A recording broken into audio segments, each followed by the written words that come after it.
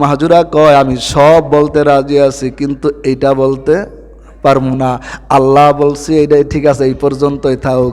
কয় না, তুমি যেই বাক্যগুলা বলছো সবগুলা বাক্য তোমাকে বলতে হবে। এবার আবু মাহজুরা কয় আশহাদু আন্না মুহাম্মাদুর রাসূলুল্লাহ, মুহাম্মাদুর রাসূলুল্লাহ মুখ দেবে না, চুপচাপ। কয় না, তোমাকে হবে না, তুমি যেমনি ভাবে ব্যঙ্গায়া বলছো জোরে বলতে হবে। এবার আবু মাহজুরা, আল্লাহর রাসূল বলেন তোমার কোনো ভয় নাই, বিশ্বনবীর সামনে আছো, তোমাকে কেউ কিছু বলতে পারবে না, তুমি উচ্চ আওয়াজে বলো। আবু মাহজুরার সামনে চুলের মধ্যে আল্লাহর নবীর হাত যখন পড়ে গেল, আল্লাহর রাসূলের সাহাবী মাহজুরা কয় ও নবী, আপনি যখন আমার মাথার উপরে হাত দিয়ে দিলেন, এখন আমার কাউকে আমার ভয় লাগে না, আমার বাবারও ভয় নাই, আমার মার ভয় নাই, আমার বংশের কেউ ভয় লাগে না, কেউ ভয় লাগে না। এখন আমার জবান দিয়া উচ্চ আওয়াজে বের হইতেছে আশহাদু আন্না মুহাম্মাদুর রাসূলুল্লাহ, আল্লাহু আকবার। আবু মাহজুরা যখন এরকম ভাবে আশহাদু আন্না মুহাম্মাদুর রাসূলুল্লাহ বলছে, এবার আল্লাহর রাসূল ডাক দিয়ে বলছে আবু মাহজুরা, এখন তোমার কাছে কেমন লাগতেছে? কয় ইয়া রাসূলুল্লাহ, ইয়া হাবিবাল্লাহ, কসম আল্লাহর, আপনি যখন আমার মাথার উপরে কপালের মধ্যে হাত রেখেছেন, মনে হয় আসমান থেকে আমার দিলের ভিতরে কেমন জানি একটা নূর চমকাইছে। আমার এখন আর কাউকে ভয় পাই না, একমাত্র আপনার মহাব্বত আর আল্লাহর ভয় আমার অন্তরে জেগে আছে। আপনি আমাকে এই মুহূর্তে আপনার হাত দিয়া পরাই দেন লা ইলাহা ইল্লাল্লাহু মুহাম্মাদুর রাসূলুল্লাহ। বয়স কয় মাত্র 12-13 বছর।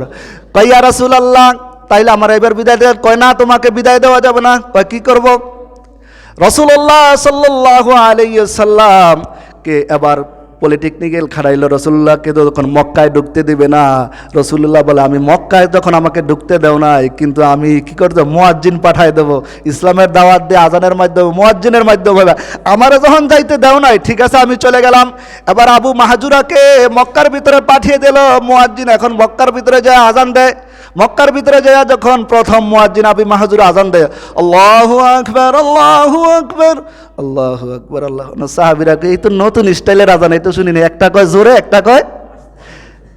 সবাই কমপ্লেইন দিল, এ কে এই নতুন মুয়াজ্জিন নিয়োগ দিয়েছে, ছোট্ট মানুষ, যুবক মানুষ, তোমার এই আজানের নমুনাকে? আমার এই আজানের নমুনা হইল আমি যখন ইসলাম গ্রহণ করছিলাম, আল্লাহর রসুলের সামনে যেইভাবে আজান দিয়েছি, একবার বলছি জোরে, একবার বলছি আস্তে। আমাকে মুয়াজ্জিন রাখেন আর না রাখেন, মৃত্যু পর্যন্ত আমার আজানের আওয়াজ এরকমই চলবে, আল্লাহু আকবার। কয় ঠিক আছে, তাইলে তোমার এই ঘটনা পরে খুল্লা বললো যে আমি যখন ইসলাম গ্রহণ করি আমার এই অবস্থা হয়েছিল এই কারণে। এবার আল্লাহর রসুলের সাহাবী আবু মাহজুরার মুয়াজ্জিন ইমাম সাহেবের তো দোষের অভাব নাই, কিছু মুসল্লি আছে এই কোন ধরনের আজান, একবার আসতে একবার। কয় ঠিক আছে, এটা মাইনা নিলাম, কিন্তু আবু মাহজুরার আরো দোষ আছে। মুয়াজ্জিনের ইমাম সাহেব দোষ কি পায়ে পায়ে না গারে গারে না পুরো শরীরটাই দোষের। দেখবেন কিছু মানুষ আছে হ্যাঁ হাঁটতে দেখলেও কয় খাবারের বাইট খাইছে, ডাবল খাইছে, হাঁটতে পারে না, আবার আস্তে হাঁটলে কয় দেহ খাইয়া লড়তে পারে না, দোষের কোনো শেষ নাই।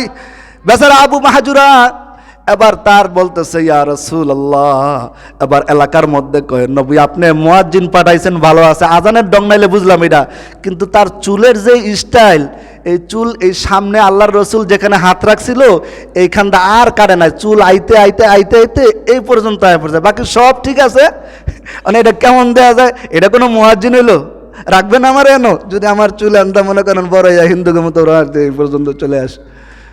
ঠিক আছে মানলাম, কিন্তু আপনার মুয়াজ্জিনের চুলের তো কোনো স্টাইল ভালো না, এই মুয়াজ্জিনকে আমরা রাখতে চাই না। কিন্তু এই আল্লাহর সাহাবীকে জিজ্ঞাসা করা হইল, এবার কমিটিকে বলিয়া দিল খবরদার আপনারা শুনিয়া রাখেন, যেই হাত আল্লাহর রসুল আমার চুলের ওপর রাখছে, আপনারা আমাকে রাখেন আর না রাখেন, আমি কবরের মধ্যে আল্লাহর রসুলের এই হাত মোবারকের চিহ্ন নিয়ে কবরে যাইতে চাই। আল্লাহু আকবার। এ ভাই এই হলো মান তাশাব্বাহা কওমিন ফাহুয়া মিনহু, যার সাথে যার মহাব্বত তার সাথে তার কিয়ামত। মহাব্বত কোরআনের সাথে হবে, তোমার মৃত্যুটা ভালো হবে। মহাব্বতটা যদি আবু জাহেল মার্কা লোকের সাথে হয়, মহাব্বতটা যদি হিংসুকের সাথে হয়, মহাব্বতটা যদি কোরআন বিদ্বেষীর সাথে হয়, কসম খোদার মসজিদের মধ্যে বলি তোমার মৃত্যু ভালো হবে না। যার মৃত্যুটা ভালো হয় দেখবা, এই জন্য আল্লাহর রসুল দোয়া শিখাইছেন, আয় আল্লাহ তুমি আমাকে রমজান পর্যন্ত হায়াত বাড়িয়ে দাও। এই হায়াতের মধ্যে যদি আমার মৃত্যু হয়, মৃত্যুটা কতই না বরকতময় হবে। এই জন্য আল্লাহর কাছে সবসময় ভালো মৃত্যু কামনা করা। আল্লাহুম্মা বারিক লানা ফি রজব ওয়া শাবান পড়েন, আল্লাহুম্মা বারিক লানা ফি রজব ওয়া শাবান ওয়াবাল্লিগনা রমাদান। আয় আল্লাহ তুমি রজব শাবান মাসের বরকত দাও, রমজান পর্যন্ত আমাদের হায়াতটাকে পৌঁছায়া দাও। এরকম ভাবে দোয়া করতে থাকা, আয় আল্লাহ আর আমার মৃত্যুটা তুমি অপমৃত্যু থেকে হেফাজত করো। মরতে তো হবেই, কিন্তু রমজান মাসে দিও, জুমার নামাজে দিও, মসজিদে দিও, কোরআন তেলাওয়াত অবস্থায় দিও। কিন্তু ঘুমের মধ্যে যদি হেডফোন লাগায়া, এবং যুবকরা কয় হুজুর খালি কয় হেডফোন লাগায় রাত্রে গান শুনতে শুনতে, শতকরা 80টা ছেলেই গান শুনতে শুনতে শুনতে শুনতে ঘুমিয়ে যায়। এখন মুরব্বীদের মধ্যে এই ভাইরাসটা আবার লাগছে কিছু। কয় কাকা বাতিজারে কয় চাচায় কয় একটা নতুন একটা আইডি খুললা দাও, ফেসবুক আইডি, টিকটক আইডি। এখন দেখি মুরব্বীরাও টিকটক করে। মাশাল্লাহ অনেক আপডেট হয়েছে, আল্লাহ কবুল করুক। এই টিকটক অবস্থায় যদি তোমার মৃত্যু হয়, ভালো না খারাপ? জোরে কন। হেডফোন লাগায় ঘুমায় গেলেন, এই মৃত্যু কি ভালো না খারাপ? এই হিন্দি সিনেমার নাচন দেখতে দেখতে শুনতে শুনতে ঘুমাইলেন, কি হবে আপনার? আবার রাস্তাটা হাঁটে আর আরেকজনের মারে তুল্লা বকা দে, হে খুশি। এক বন্ধু আরেক বন্ধুর মারে তুল্লা বকা দিছে, দে হে খুশি। কি রে তোর মারে ওই বকা দিলে, তুই বকা দিলে হয় দি খুশি। এটা মানে বন্ধুর মধ্যে সম্পর্ক আরো বলে ভালো হয়। এটা তো আমি বলতে পারলে বলে ফেলাইতাম। এখন এক মুসলমান ভাই এক বন্ধু আরেক বন্ধুরে গালি দেয় আর মারে তুল্লা হ্যাঁ দিয়ে খুশি যে বন্ধু আমার মহব্বত করছে রে, কি সুন্দর। এই আমাদের সমাজের ছেলেবেলা আমার সামনেই দেখছি। আবার এদিক দিয়ে যায় বকাইতে বকা যায়। তুই কসম করে বলি, তুই যদি নিজেকে নিজে বড় পণ্ডিত মনে করিস, এটা তোর জাহান্নামের কুড়াল। আরেক মার সন্তানকে তুই কিভাবে গালি দিস? আল্লাহ রসুল স্পষ্ট বলছে, সিবাবুল মুহসিনি ফুসুকুম ওয়া কিতালুহু কুফর। এক মুসলমান ভাই আরেক মুসলমান ভাইকে গালি দেয়, সে ফাসেক। সে ফাসেক। এখন যদি ফাসেক কই আমি বকা দেই তাইলে এটা জ্বলবে, কিন্তু তুই যে ফাসেকি কাজ করছিস সেটা কি দোষ হয় নাই? নাফরমান। এই জন্য যুবক ভাইদেরকে বলবো, কত ভালো আছে বন্ধু, কেমন আসিস, অথবা তুই করে এই করলি, তুই করে করলে তো দোষ নাই। আল্লাহরা তুই করলে কি সমস্যা? তুমি করে করলে সমস্যা নাই, আপনি করে করলে সমস্যা নাই। সেখানে বন্ধুরে কত ভাষায় আসে বলা, কিন্তু এক বন্ধুরে আরেক বন্ধুরে দেখি যে কি বকা, আশ্চর্য বলা, যেগুলো মুখে আনাই যায় না। এর মাইরে হ্যাঁ, এই কোনো কথা হইল, হাসতে হাসতে তাও দিয়ে গ্রহণ করে।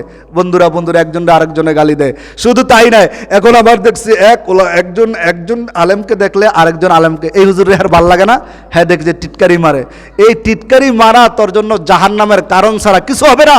আবু জাহেল আল্লাহর রসুলকে নিয়ে তিরস্কার করছে, তার এখন বাথরুম, তার বাড়িঘর এখন কি হয়েছে? হাদিস সাহেবরা এখন কি হয়েছে?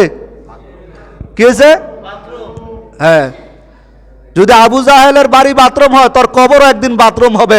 মনে রাখিস, খবরদার নাফরমান, তুই যদি কোনো ওলামায়ে কেরামদেরকে তোর জবান দেয়া কোনো গালি আসে, খবরদার তোর পায়ের ওপর হাত রেখে বলি, ছোট ভাই তুই জাহান্নামের লাকড়ি হইস না।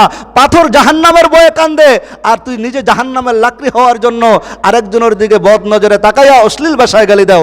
আল্লাহ পাক আমাদের সবাইকে, এই মহল্লার প্রত্যেকটা ছেলেকে আমি বলবো, তুই যেভাবে চাস আমি সেভাবেই, কিন্তু তুমি চাইও না তুমি জাহান্নামের লাকড়ি হইও না।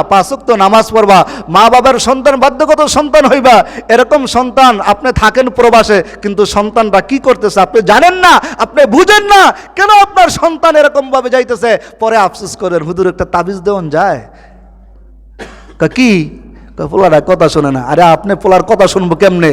আপনি যেই সমস্ত কাম করে বেড়াইছেন, বৃদ্ধ বয়সে এখনো ওলামায়ে কেরামের বিদ্বেষে কথা বলেন, আর আপনার সন্তান ভালো হওয়ার আশা কেমনে আপনি করেন? কোনোদিনও ভালো হবে না, গ্যারান্টি লেগে নেন। ডাক্তারের কাছে গেলে প্রেসক্রিপশন ডাক্তার তো ঔষধ দেখে দিবে, আমি ঔষধ দিলাম। যে ওলামায়ে কেরামের বিরুদ্ধে কথা বলবে তার সন্তান আদিও ভালো হবে। আল্লাহর কসম, এখনো আল্লাহর কাছে কসম করে বলি, আপনাদের পায়ের ওপর হাত রেখে সন্তানদেরকে বুঝান। ওই যে বললাম না, এই যে গতকালকে পরশুদিন ছুটি গেছি, দারোয়ান, পাশের দারোয়ান কইতাছে, পোলা বাপেরে ফোন করে দেয়, তুই বাইতায় তোরা 2 টুকরা করমু। বেরিয়ে কানতে কানতে লোল হয়ে গেছে, কয় হুজুরের নিশা পানি ধরে ফেলছে, পোলা পানির লগে চললা। একটাই ছেলে হাবিব ভাই করে আমার কাছে কালকে আবার ফোন দিছে, কয় হুজুর কোনো ব্যবস্থা আছে না? আমি কি ব্যবস্থা? নিজের জীবনের দিকে তাকান, কি কাজ করছেন, নাইলে এই সন্তান তো হওয়ার কথা না। আপনাকে ফোন করে কয় আইলে কয় টুকরা? আপনিও মনে রাখেন, এখন সামলাইতেছেন না, পরে আফসোস করবেন। কিন্তু কিছু কিছু ছেলে আছে, ওদেরকে দেখলেই দোয়াল দিতে মন চায়, দেখলেই বুকে টাইনা নিতে মনে চায়। এমন সন্তান হও যেই সন্তানদেরকে ওলামায়ে কেরাম দেখলে হাত বুলে দেয়, বাবা তুমি কেমন আছো। কিন্তু তুমি এমন কথা বলো রাস্তাতে হাঁটতে হাঁটতে, কিন্তু হুজুর শূন্যও না শোনার বান করছে, কিন্তু হুজুরের মনে তো কষ্ট লাগছে। আর মাজলুমের দোয়া কে কবুল করে? 3 ব্যক্তির দোয়া ফিরিয়ে দেয় না আল্লাহ তাআলা। 1 নম্বর হইল মাজলুমের দোয়া, 2 নম্বর হইল মা বাপের দোয়া, 3 নম্বর হইল মুসাফিরের দোয়া। এই দোয়ার মধ্যে আল্লাহর সাথে ডাইরেক্ট সম্পর্ক, কোনো পর্দা থাকে। আসুন আমরা সবাই মিলে আল্লাহ রসুলের চরিত্রের মধ্যে মাজলুমের দোয়া বদদোয়া নেওয়া এটা নাই। এই জন্য আমরা এই সমস্ত যত গুনাহের কাজ আছে, যুবক ছেলেরা আলহামদুলিল্লাহ, যদি তোমরা ভালো হয়ে যাও আলহামদুলিল্লাহ, তোমার মা বাবার কাছে তুমি সবার কাছে দোয়ার পাত্র হবা যে আমার সন্তানটা, ইমাম সাহেব যদি বলে, কোনো ওলামায়ে কেরাম যদি বলে, কোনো মুরব্বী যদি বলে এই সন্তানটা কারে কত সুন্দর ভালো, সালাম দেয় মুরব্বীদেরকে দেখলে, এইটাই তো দোয়া। দোয়াকে হাত তুললে এবং 3 হাত তুললে এরকম আসমানের দিকে করা লাগে। সন্তানটা দেখে বাবা কেমন আছে, এটা কার সন্তান রে? অনেকে জিজ্ঞাসা না মুরব্বীরা যে এটা কার সন্তান? ও অমুকের সন্তান। ওই যে সালাম দিয়েছেন, ভালো লাগছে, এইটাই দোয়া। আল্লাহ পাক আমাদের সবাইকে বড়দের কাছ থেকে দোয়া নিয়ে আল্লাহর রসুলের চরিত্রের সাথে সম্পর্ক লাগাইয়া আল্লাহর রসুলের তরিকার ওপর উঠা দুনিয়া এবং আখিরাতের কামিয়াবি হাসিল করার তৌফিক দান করুক। ওমা আলাইনা ইল্লাল বালাগ। যারা